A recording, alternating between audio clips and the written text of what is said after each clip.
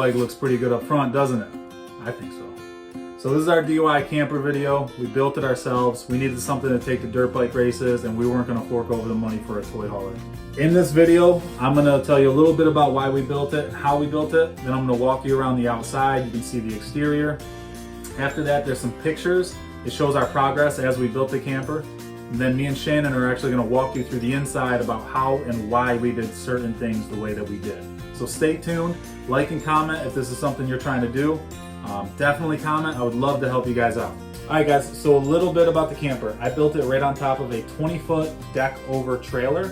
What deck over means is that the deck of the trailer extends to the outside of the wheelbase. That's nice because we got a little extra width with the camper. So the dimensions of the camper are 12 feet long, 8.5 feet wide.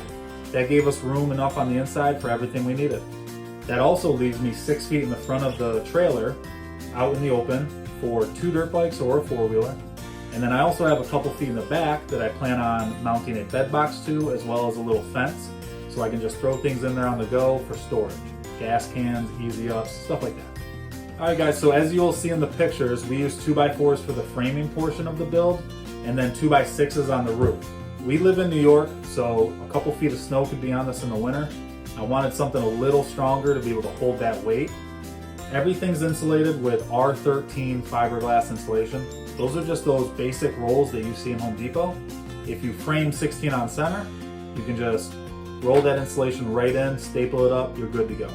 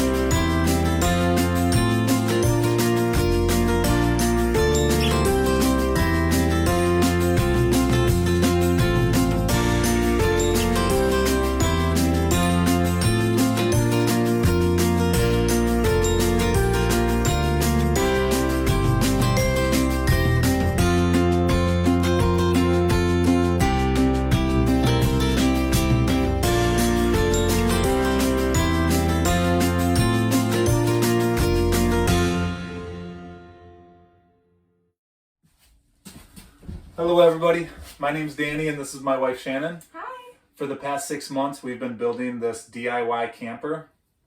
If you're anything like us, you're probably looking on YouTube right now, searching for ideas, maybe even plans to build your own. So we figured we'd make this little series on how we did everything, show you how we hooked up all our electric, plumbing, water supply, our bed, maybe help you out with some space-saving ideas. Let's give you a tour. All right, so we're going to start with the bedding system. This is our Murphy bed when it's up in the upright position. We're going to make this a couch. It's not done yet, but these are the cushions, and we have cushions for the back as well. Down here is where our storage is.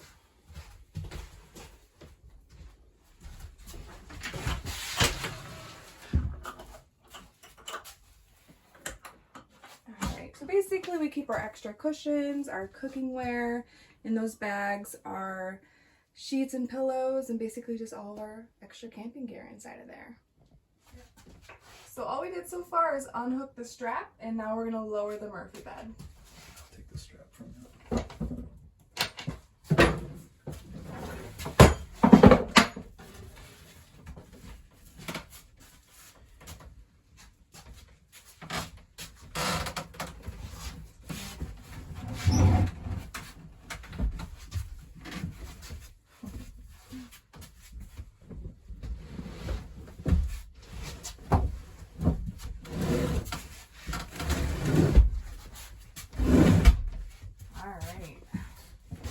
Full-size mattress, and we'll be putting our sheets on in a little bit.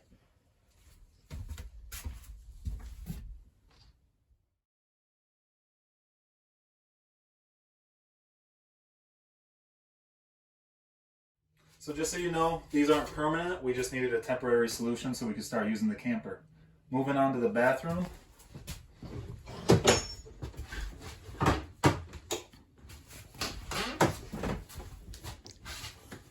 So a couple years ago I was doing a remodeling job and I ended up with a shower pan, and for some reason I kept it and it finally came in handy. So the whole bathroom floor is just built around a showering pan. What we did for the drainage, you're not supposed to, but where we camp, nobody cares if you have gray water on the ground. So we just cut a hole straight through. Well, the gray water from our shower goes right onto the ground. And as far as us using the bathroom, we bought this Dometic Camplux toilet. It has a separate tank on the lower portion, so all the liquids and solids go down there. It has a priming feature to pressurize, and then it's got a water release for flushing. And you open a little valve, everything falls through. As far as the walls go, some people might disagree with me. I went ahead and used the same vinyl plank flooring that we used in the main area of the camper. I think it's very pretty. Supposedly it's 100% waterproof. We haven't had any issues yet. Shannon in a minute will explain where the water comes from for the shower, but we do have a shower head up here which just isn't in at the moment. And then we wanted to keep things simple. It's a simple on-off. The whole system will be pressurized when we're ready to shower, on and off. As well as we do have a vent up top for when we do shower. Alright, so this is our water system down here. Basically it's a 5-gallon bucket and we fill it with water.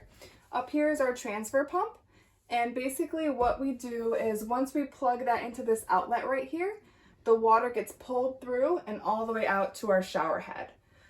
Surprisingly, this bucket lasts about 4 minutes and 30 seconds, so we have to be kind of strategic when we shower. Right, so next we have our 7-gallon fresh water tank, and basically the water comes through this tube all the way up out of our faucet, so we use that for washing dishes, brushing teeth, anything like that. And then what happens to the water that's in here? It drains through this all the way to this bucket, so this is like our waste bucket. So moving on to the faucet, when we were doing research for the camper and trying to figure out how other people did their water supply, we saw a lot of people rely on electric faucets or electric pumps. We didn't want to rely on electric just in case we didn't have the generator running. So what's really cool about this one is the fact that it's battery powered. All we got to do is charge it, hit this button, it self-primes and self-pumps. So that was the hose down here that Shannon showed you. Built in here, it automatically pumps the water through and out. We almost went with one of those foot pump actuated pumps, but this was just so nice and it was relatively inexpensive. To our doors and windows, we found a guy locally that strips down RVs, and we got the 1 door and the 4 windows for roughly around $100, so that was really awesome. So you guys have probably noticed that we use a lot of natural wood in our build. The countertop, for instance, was just a sheet of birch plywood that I had kicking around from an old job. We didn't do anything special to it. We just sanded it, polyed it, cut it out to the shape that we needed. The framing, 2x3s, the door trim, as well as the window trim. Again, nothing special. We are going to poly it, but so far all we've done is sand it. Speaking of natural wood, we did not use natural wood on the walls.